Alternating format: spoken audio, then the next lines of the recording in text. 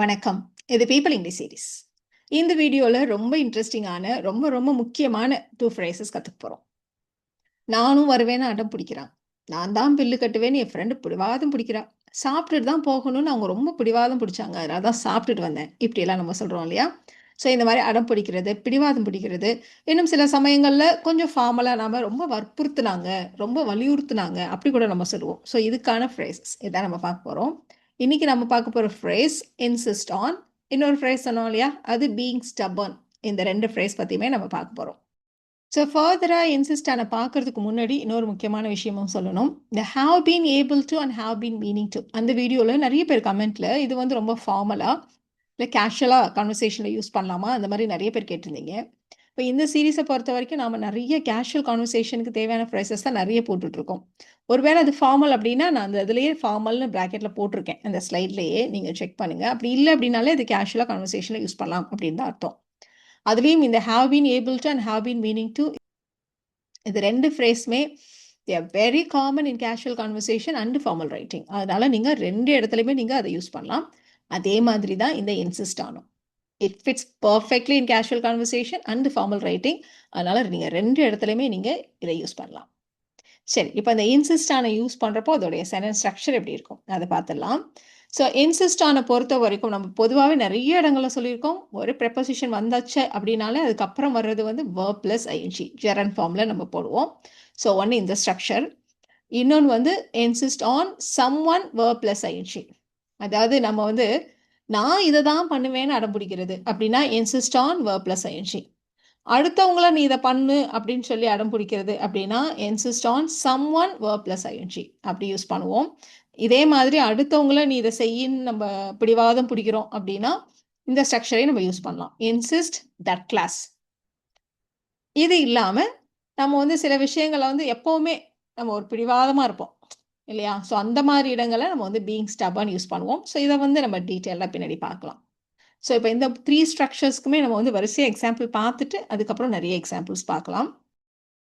So இந்த 3 ஸ்ட்ரக்சர்ஸில் ஒருத்தர் தான் இதை தான் செய்வேன் அப்படின்னு அடம் பிடிக்கிறாங்க அப்படின்னா நம்ம insist on verb plus ing இந்த ஸ்ட்ரக்சரை யூஸ் பண்ணுவோம்.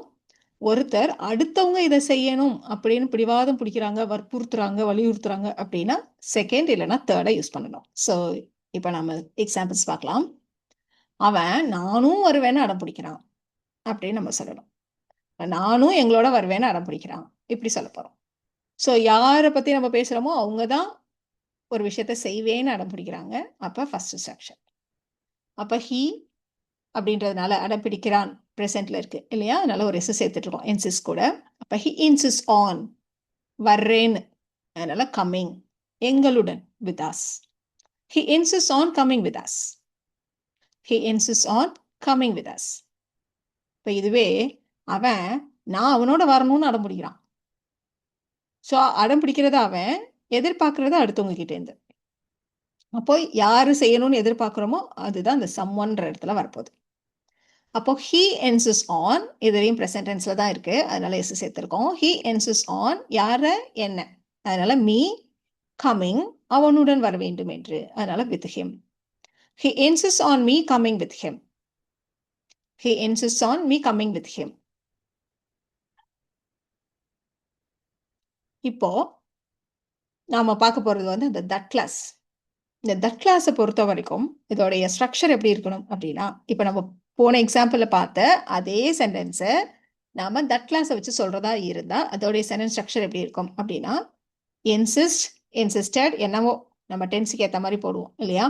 That subject plus basic verb. இதுதான் இதுல ரொம்ப முக்கியமான விஷயம். இது பாஸ்ட் டென்ஸா இருக்கலாம், ப்ரெசன்ட் டென்ஸா இருக்கலாம், என்னவா வேணா இருக்கலாம். நம்ம இந்த இடத்துல பேசிக் வேர்பை தான் யூஸ் பண்ணணும். அதுல இன்னொரு விஷயம் என்னன்னா, இந்த சப்ஜெக்ட் ஹீ ஷீட்டா இருந்ததுன்னா நம்ம யூஸ்வலா பேசிக் வேர்போட எஸ் சேர்ப்போம் ப்ரெசன்ட் டென்ஸ்ல. அப்படியெல்லாம் எதுவுமே சேர்க்கக்கூடாது. பேசிக் வேர்ப் என்னவோ அது அப்படியே போட்டுக்கணும். இதுக்கு பேரு சப்ஜெக்டிவ் அப்படின்னு பேரு. ரொம்ப அழகா இருக்கும் பேசுறப்போ இந்த மாதிரி வச்சு பேசுறதுக்கு. பாருங்களேன், நான் அவனோட வர வேண்டும் என்று அவன் பிடிவாதம் பிடிக்கிறான் இப்படி நம்ம சொல்ல போறோம். அப்ப அவன் பிடிவாதம் பிடிக்கிறான் அப்படின்றதுக்கு ஹி இன்சிஸ்ட்ஸ் ஆன் எடுத்துட்டோம், அதுக்கு பதிலாக தான் that class. He insists that நான் வரணும்னு. அப்போ சப்ஜெக்ட் வந்து I, basic verb come with him. He insists that I come with him. He insists that I come with him. அவ்வளோதான். Very simple. இப்போ நம்ம சொன்னோம் இல்லையா, இந்த இடத்துல என்ன டென்ஸ் வந்தாலும் கூட இந்த இடத்துல இதே மாதிரி பேசிக் verb தான் போடணும். அதே மாதிரி இங்கே என்ன சப்ஜெக்ட் வந்தாலும் கூட இதே மாதிரி பேசிக் verb தான் போடணும். அப்படிலாம் நம்ம சொன்னோம். இப்போ அதுக்கும் நம்ம ஒரு எக்ஸாம்பிள் பார்த்துடலாம். இதே எக்ஸாம்பிளை கொஞ்சம் சேஞ்ச் பண்ணிக்குவோம். ஸோ நான் அவனுடன் வர வேண்டும் என்று அவன் பிடிவாதம் பிடித்தான் அப்படின்னு பாஸ்ட்ல சொன்னோம்னு வச்சுக்கோங்களேன். அப்போ he insisted that. சப்ஜெக்ட் யாரு? நான் தான் வரணும்னு பிடிவாதம் பிடிக்கிறான். அப்போ சப்ஜெக்ட் வந்து ஐ, திரும்பவும் பேசிக் verb தான். இந்த இடத்துல பாஸ்ட் டென்ஸா இருந்தாலும் பேசிக் verb தான். He insisted that I come with him. அவ்வளோதான். இப்போ இதே இன்னும் கொஞ்சம் சேஞ்ச் பண்ணிக்குவோம். அவளும் அவனோட வரணும்னு அவன் பிடிவாதம் பிடித்தான் அப்படின்னு நம்ம சொல்ல போறோம். ஸோ நான்கிறதுக்கு பதிலாக அவள்னு வச்சு சொல்ல போறோம். Past tense. அதனால he insisted that. இப்போ அவள் வர வேண்டும் என்று, அதனால she கம்மு தான். she comes எல்லாம் கிடையாது. நம்ம யூஸ்வலாக he ஷீட் வந்தால் பேசிக் verb வந்தால் தானே அது கூட எஸ் சேர்ப்போம். இந்த இடத்துல அதுவும் இல்லை, வெறும் verb, அவ்வளோதான். he insisted that she come with him. இதுக்கு பேரு சப்ஜெக்டிவ். இந்த மாதிரி நிறைய வேர்ப்ஸ் இருக்கு. இந்த மாதிரி சப்ஜெக்டிங் ஃபார்ம்ல நம்ம வந்து தட் கிளாஸ்ல வேர்ப் யூஸ் பண்றது. ஸோ இதுதான் கிராமட்டிக்கலி கரெக்டான ஸ்ட்ரக்சர். அமெரிக்கன் இங்கிலீஷ்ல இப்படி தான் யூஸ் பண்ணுவாங்க. பிரிட்டிஷ் இங்கிலீஷ்ல இது கொஞ்சம் கஷ்டமா இருக்கு அப்படின்ற மாதிரி நீங்க ஃபீல் பண்ணீங்களானா, பிரிட்டிஷ் இங்கிலீஷ்ல என்ன பண்ணுவாங்கன்னா ஒரு ஷுட் சேர்த்துப்பாங்க. இப்போ நீங்க தமிழ்லேயே கூட பார்க்கலாம், வர வேண்டும் அப்படின்ற மாதிரி தான் இருக்கு இல்லையா. ஸோ வேண்டும் அப்படின்னா நம்ம ஒரு ஷுட் சொல்லுவோம் இல்லையா, நீங்க அப்படி சேர்த்துக்கலாம். So he insisted that she should come with him. இந்த மாதிரியும் நம்ம சொல்லலாம். இதுவும் இல்லாட்டி நம்ம ஏற்கனவே ஒரு ஸ்ட்ரக்சர் சொல்லிட்டோம், சிம்பிளான structure. he insisted on her coming with him அப்படின்னு நீங்க சொல்லிடலாம். அது இன்னுமே ஈஸியா இருக்கும். இப்போ அடுத்த எக்ஸாம்பிள் பார்க்கலாம். அதை அவளே செய்யணும்னு பிடிவாதம் பிடிக்கிறா அப்படின்னு நம்ம சொல்ல போறோம். ஸோ அவளே செய்ய வேண்டும் என்று. அப்போ ஃபர்ஸ்ட் ஸ்ட்ரக்சர் இல்லையா. அப்போ she insists on, பிடிக்கிறாள்னு தான் இருக்கு. பிடித்தாள்னா நீங்க she insisted on அப்படி சொல்லிடுங்க. இப்போ இந்த இடத்துல பிடிக்கிறாள்னு இருக்கிறதுனால நம்ம she insists on, செய்ய வேண்டும், செய்யறதுன்னா do, அதனால doing, அதை it, அவளே herself அப்படி சொல்லலாம், இல்லைன்னா on her own அப்படி சொல்லலாம். she insists on doing it herself. she insists on doing it on her own. எப்படி வேணா நம்ம சொல்லலாம். என்னோட டீச்சர் வீட்லேயும் இங்கிலீஷில் தான் பேசணும்னு வற்புறுத்தி சொல்லியிருக்காங்க, ஸ்ட்ரிக்டாக சொல்லியிருக்காங்க, இப்படி நம்ம சொல்ல போகிறோம். இப்போ யார் இங்கிலீஷ்லேயே பேசணும்னு சொன்னாங்க? நாம் இங்கிலீஷில் பேசணும்ன்ட்டு, மாணவர்கள் இங்கிலீஷில் பேசணும்னு ஆசிரியர் வலியுறுத்தி சொல்கிறார். பட் இதில் சொல்லலை, யாருன்றதை நம்ம இந்த இடத்துல சொல்லலை. ஸோ அந்த மாதிரி இருந்தாலும் நீங்கள் ஃபஸ்ட்டு ஸ்ட்ரக்சரே யூஸ் பண்ணலாம். இப்போ அதை எப்படி இங்கிலீஷில் சொல்லலாம்? My teacher insists on speaking, பேசுறது. அதனால ஸ்பீக்கிங் இங்கிலீஷ் எப்போ? வீட்டில் கூட, even at home. My teacher insists on speaking English even at home. ஆனால் நீங்கள் ஃபஸ்ட்டு ஸ்ட்ரக்சர் என்ன சொன்னீங்க? யார் பேசுகிறாங்களோ அவங்களே செய்கிறதா இருந்தால் தான் ஃபஸ்ட்டு ஸ்ட்ரக்சர்னு சொன்னீங்க.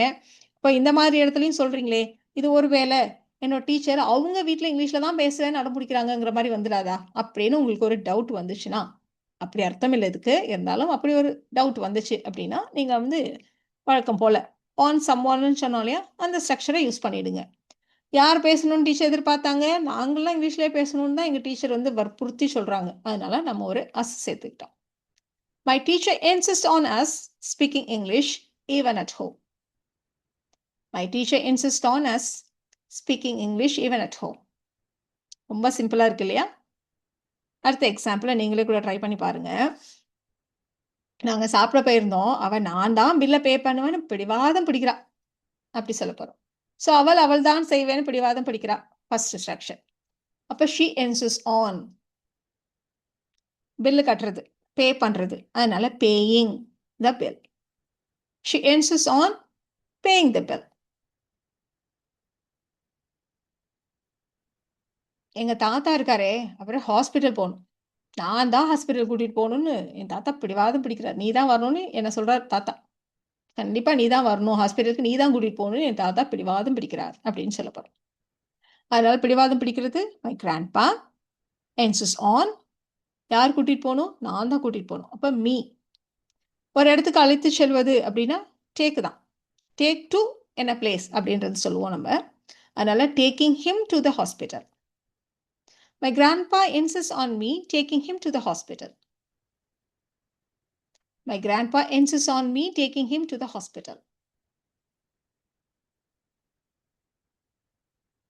இப்போ இதையே நம்ம தட் கிளாஸை வச்சு சொல்றதா இருந்தா, my grandpa insists that நான் அழைச்சிட்டு போனேன். I take him to the hospital. இல்லைனா பிரிட்டிஷ் இங்கிலீஷா இருந்தா my grandpa insists that I should take him to the hospital.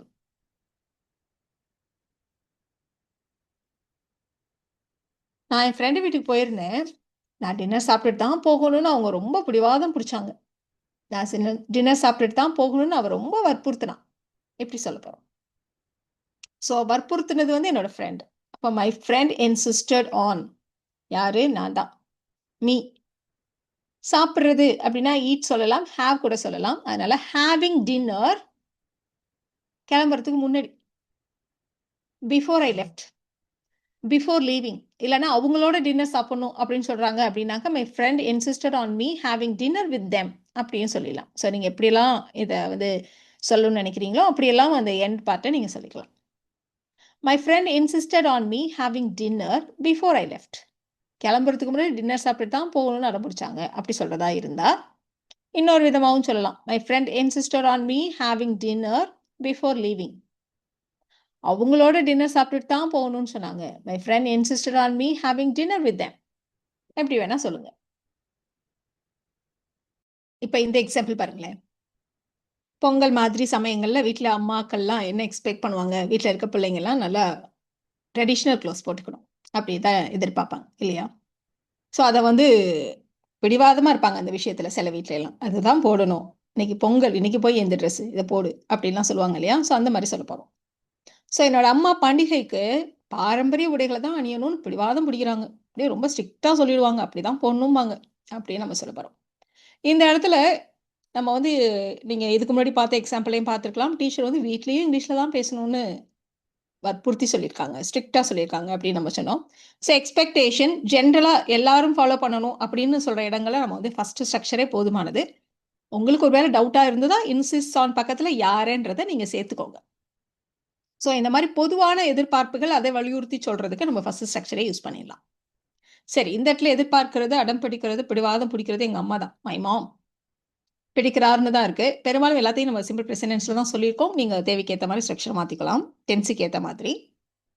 My mom insist on உடைகளை அணிய வேண்டும்னு இருக்குது. வேர்ப் வந்து wearing traditional clothes for the festival. My mom insist on wearing traditional clothes for the festival. அடுத்து நம்ம பார்க்க போகிறது being stubborn, பிடிவாதமாக இருக்கிறது. இதோட ஸ்ட்ரக்சர் எப்படி இருக்கும் அப்படின்னா சப்ஜெக்ட் பி வேர்ப், அதுக்கப்புறம் பீயிங் ஸ்டபர்ன் வேர்ப் ஐஎன்ஜி, இந்த மாதிரி நம்ம சொல்ல போகிறோம். மன்னிப்பு கேட்க மாட்டேன்னு அவன் அப்படி பிடிவாதமாக இருக்கான், ஒரு விஷயத்த செய்ய மாட்டேன்னு பிடிவாதமாக இருக்கான் அப்படின்னு நம்ம சொல்ல போகிறோம். அவன் மன்னிப்பு கேட்காம பிடிவாதமாக இருக்கான் அப்படி வேணாலும் மீன் பண்ணலாம். தமிழில் ரெண்டுக்கும் இதே தான். அப்போ ஹீ இல்லையா? ஸோ ப்ரெசன்ட் டென்ஸ், அதனால அதுக்கேற்ற மாதிரி ஹீக்கு ஏற்ற மாதிரி பி வேர்ப் இஸ்ன்னு போட்டிருக்கோம். ஹி இஸ் பீயிங் ஸ்டபர்ன், எந்த விஷயத்தில்?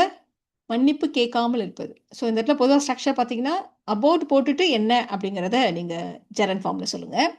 இப்போ இந்த இடத்துல அபவுட் ஆப்போசிட்டில் இருக்குது, நெகட்டிவாக இருக்குது. அப்போ நாட் அப்பாலஜைசிங்.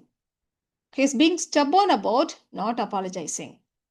மன்னிப்பு கேட்காம பிடிவாதமாக இருக்கான் அப்படி சொல்கிறதுக்கு, இல்லை மன்னிப்பு கேட்க மாட்டேன்னு பிடிவாதமாக இருக்கான் அப்படி சொல்கிறதுக்கு, ரெண்டுக்குமே நம்ம இந்த மாதிரி சொல்லலாம். He is being stubborn about not apologising. இப்போ இந்த விஷயத்தை இன்சிஸ்டன் வச்சு சொல்லலாமா? தாராளமாக சொல்லலாம். அப்படி நீங்கள் சொல்கிறதா இருந்தால் இன்னும் கூட சென்டென்ஸ் ஸ்ட்ரக்சர் ரொம்ப simple. He insists on not apologising, அவ்வளோதான். He insists on not apologising. இப்போ இன்னொரு எக்ஸாம்பிள் கூட எடுத்துக்கலாம். என்னோட பாட்டி ரொம்ப பிடிவாதமாக இருப்பாங்க, டாக்டர்கிட்ட போகவே மாட்டாங்க. டாக்டர்கிட்ட போகிறதுக்கே உங்களுக்கு பிடிக்காது, டாக்டர்கிட்ட போக மாட்டேன்பாங்க, ரெஃப்யூசல் அப்படி சொல்கிறாங்க. ஸோ இது வந்து இன்னொரு ஸ்ட்ரக்சர். இப்படி நீங்கள் சொல்லலாம், அபவுட் வச்சும் சொல்லலாம், இந்த மாதிரி தனித்தனியாகவும் நம்ம சொல்லலாம் பீயிங் ஸ்டபர்ன் வச்சு சொல்கிறப்போ. இப்போ my grandma is being stubborn, my grandma is being stubborn. எப்போ? எதுக்கு? டாக்டர்கிட்ட போக மாட்டேன். And she won't go to the doctor.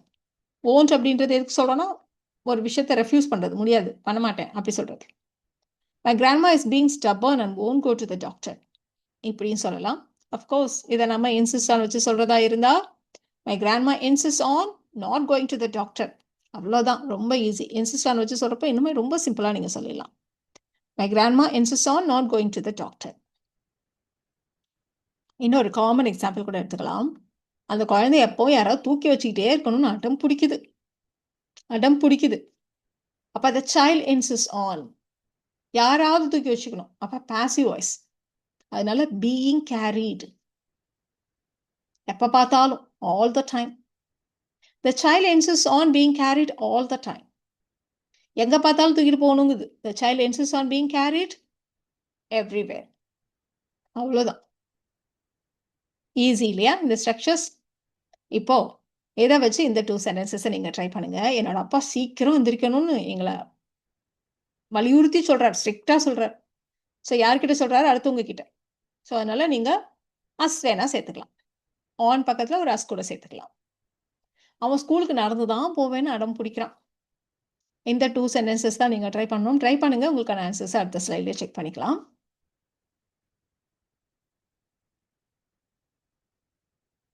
உங்களுக்கான ஆன்சர்ஸ் பார்த்துலாமா? My father insist on.